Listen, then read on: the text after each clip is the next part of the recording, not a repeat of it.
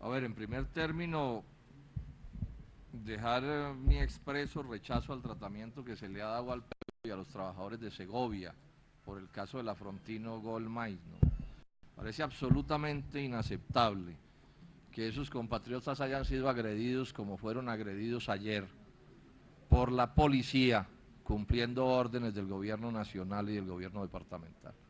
Ese es un estilo por completo inaceptable, que no puede ser que a la gente la maltratan en negocios grandes como esos de los que estamos hablando y les arrebatan sus derechos, y cuando los ciudadanos protestan pacíficamente y tranquilamente, caen los policías sobre ellos a maltratarlos, a agredirlos, a ofenderlos, a encarcelarlos y a herirlos.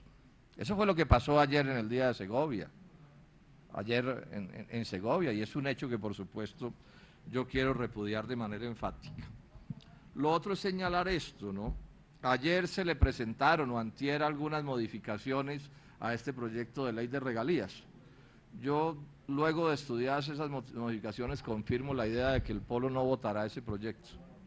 Ese es un proyecto por completo indeseable y lo voy a explicar de manera sucinta, pero que quede claro que el Polo no lo vota. El senador Iván Moreno, que era el senador del Polo, que hacía parte del grupo de ponentes, no firmó la ponencia y no la vamos a firmar, porque es, a nuestro juicio, un proyecto por completo indeseable. Y lo primero, lo indeseable del proyecto, señor ministro, empieza por la horrible redacción que le han dado a ese proyecto. Este no puede ser un estilo de gobernar. Yo creo que el gobierno tiene que mirar esto con seriedad, y los senadores de la Comisión Primera tienen que mirar esto con seriedad, porque la redacción no puede hacerse. Supongo yo que sea eso, porque no voy a pensar que es que no saben redactar. No puede ser que la redacción esté montada para que no se entienda lo que dice. Es un estilo pésimo de legislar, ¿no? Que después mete al país en mil enredos, pleitos, demandas, confusiones y desgastes, cuando es tan simple. El español es un idioma muy bello y se deja redactar con mucha precisión para ponerle al pan pan y al vino vino, y que todo el mundo sepa cómo juzgar el asunto. Dentro de esto quiero decirle esto a las gentes de los departamentos productores y de los municipios productores que hoy reciben las llamadas regalías directas. El proyecto, esta redacción nueva, como la anterior, los expropia de sus derechos sobre regalías. A mi juicio los expropia sobre el 100% de los derechos. Ahí no dice nada claro, preciso, que se pueda servir para reclamar que algún derecho les quedó a esos departamentos productores y a esos municipios productores. Lo he leído 50 veces, no lo encuentro. Realmente no lo encuentro. Ojalá estuviera allí algún derecho, así fuera mínimo, así fuera el 10%, lo que sea. No está el derecho. O sea, si la escritura de mi casa fuera con una redacción como esa, yo no aceptaría esa escritura. Si las propiedades de mis hijos dependieran de una redacción como esa, yo no aceptaría esa redacción. Y pienso que los departamentos productores no deben aceptar esa redacción. Por razones del tiempo, señora presidenta, no me voy a poner a explicar minuciosamente, pero le hago un llamado muy cordial a todos los interesados en esto para que se mire con todo el cuidado y nos neguemos a pensar con las ganas. O sea, ahí nada le garantiza ningún derecho, repito, a quienes hoy reciben regalías directas, ni a los departamentos productores, ni a los puertos, ni a las zonas pues en general los dos conjuntos que reciben regalías directas, que han expropiado de las regalías. En segundo término, lo que dice la comisión o esta nueva redacción, que es que habrá temas que se resolverán en la ley, como por ejemplo quién administra las regalías, porque entiendo que quieren quitar que las regalías las administra el gobierno nacional, pues queda claro que en la ley el gobierno pondrá lo que se le antoje, porque es clara la redacción señalando que la ley, por iniciativa del gobierno, determinará las condiciones, etcétera, etcétera, etcétera, etcétera. Y en eso yo también le pido franqueza a los ponentes del gobierno. Digan con todas las letras que la plata la va a administrar el gobierno nacional y no nos echen cuentos. Estamos muy viejos todos aquí para que nos lleven como niños con un bomboncito a ver a dónde vamos a dar. O que le quiten a la ley el cuento de la iniciativa del gobierno. Y que en la Constitución quede que la ley por iniciativa del Congreso se redactará de alguna manera. No nos hagamos ilusiones, no nos dejemos echar cuentos. que las modificaciones no modifican en nada el rumbo del asunto. Y voy a explicar algunas cosas que me refuerzan lo que les estoy diciendo. Ponen la palabra regional por todas partes, hasta donde no caben, una cosa empalagosa de la palabra regional, ¿no? Otra vez como a niños chiquitos, senadora Marisa. Como las regiones se quejan y protestan, pongámosle la palabra regional en todas partes. Pues yo le hago un reto cordial, ministro, ¿por qué no le ponen dos palabras más bien, departamental y municipal? Para ver cuál es el cuento. Porque es obvio que lo regional se va a usar para ocultar los intereses nacionales y los proyectos nacionales, porque todos sabemos, ministro, lástima que no esté aquí el ministro de Hacienda, que es el que finalmente define, todos sabemos que el propósito del gobierno nacional es coger la plata de las regalías, que hoy financia gastos municipales y departamentales, sea por regalías directas o indirectas, y tomarlas para gastos del gobierno nacional. Ese es el sentido del proyecto, eso lo sabe aquí hasta el más de los despistados. Y entonces que nos van a echar el cuento de que porque aparece la palabra regional, entonces ya está resuelto el problema. No, no nos traten así, que no somos bobos. Lo digo con toda franqueza, así suene brusco. ¿Qué es un proyecto regional? Pues es un proyecto nacional que se disfraza del regional. Entonces ya me veo el día de mañana, hacen el segundo túnel de la línea con esta plata, como dijo aquí el ministro Echeverry, y a los habitantes del municipio de Piedras en el Tolima, que hoy les tocan unos pesos de regalías, o el día de mañana los de Cajamarca, les dicen que la plata de sus regalías está representada en el túnel de la línea y que ese es un proyecto regional porque une dos regiones del país y pum, pum, pum. O mañana les van a decir a los de Barranca Bermeja que si hacen la doble calzada Bogotá-Barranquilla, entonces como la carretera pasa por el lado de Barranca Bermeja, entonces ahí está el gasto regional. No. Lo que hoy hay en la ley habla de gastos departamentales y municipales, o sea, los que llama el ministro Echeverry gastos chichigüeros, que yo quiero defender. Porque el gasto chichigüero es la palabra despectiva que usa un magnate para despreciar el gasto de un pobre, eso no es otra cosa que eso, pero que para el pobre es una cosa importantísima, un puente en una vereda, un aula en un salón de clase también en un municipio pequeño, una vía de penetración, que hoy están por supuesto en la mira de las políticas del gobierno nacional. Pero además digamos esto, colombianos, senadora Marisa, ya lo viene haciendo el gobierno nacional viene cogiendo las regalías indirectas, hoy, a pesar de que se sabe que tienen que ser para gastos municipales y departamentales, y se las viene gastando en asuntos de política nacional.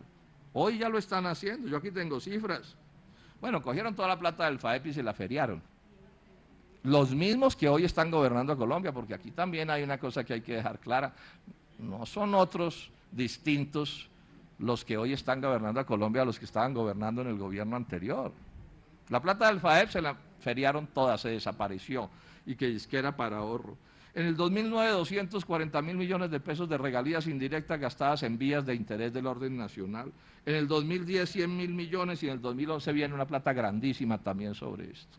Y el secreto de la eliminación, o uno de los secretos de la eliminación del Fondo Nacional de Regalías, es que el gobierno se va a embolsillar por esa vía 4.3 billones de pesos que hoy están en ese fondo, y que eran para gastos de interés local, de interés municipal y de interés departamental. Se los van a embolsillar también. O sea que cuando entendemos cuál es el sentido del proyecto, lo podemos confirmar con las cifras y con los hechos que estamos teniendo. Es decir, el gobierno nacional desde hace rato viene apropiándose de plata que le pertenece a las regiones, pero además, ¿qué son los recortes en las transferencias? 69 billones de pesos en los últimos años, no escoger platas que eran de los municipios y los departamentos y apropiársela en su decisión de gastar el gobierno nacional para hacer con esos recursos lo que se le antoje. Por supuesto que estas son las realidades en las que nos estamos moviendo. Esta es, digamos, la triste realidad del proyecto, pero con unos agravantes que quiero discutir con cierto detenimiento y quiero decir cosas nuevas a las que he dicho otras veces. Voy a poner los ojos en el 30%, senadores, del Fondo de Ahorro y Estabilización Regional, al que le ponen la palabra regional, pero le dicen que lo administra nada menos que el Banco de la República, que al Banco de la República no le da orientaciones ni órdenes ni el gobierno nacional. Yo quiero llamarle la atención a los colombianos sobre esto. Un fondo de estabilización administrado por el Banco de la República, es un fondo que ni siquiera el gobierno nacional puede determinar sobre cómo lo maneja. Porque el Banco de la República es autónomo, eso es lo que dice la Constitución. Entonces ustedes se preguntarán, bueno, ¿y si no define en últimas ni el gobierno nacional, ni los gobiernos departamentales, ni los gobiernos municipales, quién define? Bueno, define el Banco de la República de acuerdo con qué, con las orientaciones y criterios de gasto del Fondo Monetario Internacional. Esto es un hecho de una gravedad inaudita. No dice en ninguna parte que tiene que ser según los criterios del Fondo Monetario Internacional, pero la lógica diseñada en la Constitución del modelo del libre comercio y del neoliberalismo, eso es lo que dice. Y finalmente esos intereses son los intereses del capital transnacional y del capital extranjero, porque aquí en el fondo, además de que el gobierno nacional, y ahora voy a explicar por qué, quiere administrar estos recursos grandes, la otra parte grande es que estamos hablando del 30% dejado en un fondo de estabilización. Yo no me opongo a que haya fondos de estabilización. Eso puede ser una necesidad de la economía de un país, por fenómenos de revaluación, principalmente es que se dejan los fondos de estabilización. Entonces uno, en una bonanza, por ejemplo, puede ser razonable tener un fondo de estabilización para buscar que la revaluación sea menor, pero entonces esto necesita ciertos requisitos, senadora Marisa, para que no nos debemos echar cuentos. Primero, que haya bonanza. ¿Y dónde está la bonanza? No hay bonanza, no la hay, no es cierto que haya bonanza. El crecimiento que está planteado de la producción petrolera está dependiendo de una cosa que todos sabemos, nadie sabe si van a encontrar un yacimiento grande o no, y si no encuentran un yacimiento grande, no va a aparecer esos barriles de petróleo los que están hablando, porque con los solos recobros mejorados que están teniendo no pueden llegar a los supuestos de que están hablando. Eso lo sabemos todos. Y si mañana se caen los precios internacionales del petróleo o pasa cualquier cosa, ¿qué va a pasar con esa producción? O sea, no hay bonanza. Luego, esto está montado sobre un presupuesto que no es cierto.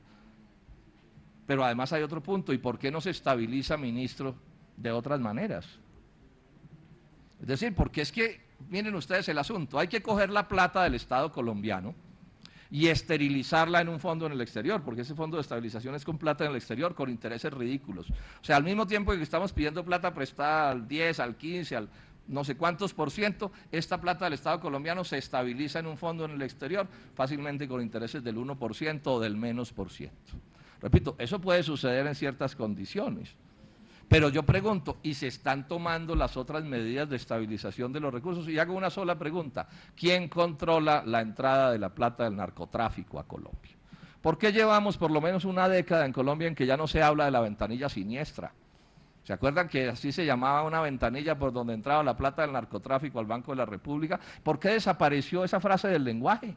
Senador Mora, la ventanilla siniestra, ¿se acabó el narcotráfico? ¿Se dejaron de ingresar los dólares del narcotráfico y de todo tipo de actividades criminales a Colombia? ¿No entran esos dólares del narcotráfico generando revaluación en Colombia y haciéndole daño a la economía nacional? ¿Y por qué eso no se persigue? Es decir, ¿por qué hay que perseguir la plata buena, llamémosla así, que pueda entrar por asuntos de regalías? Hay que perseguirla y hay que esterilizarla y no puede impulsar economía, pero sí puede entrar la plata del narcotráfico como quiera y a esa sí no se le pone ninguna vigilancia. Estamos hablando del 30% de los recursos. Pero digo más.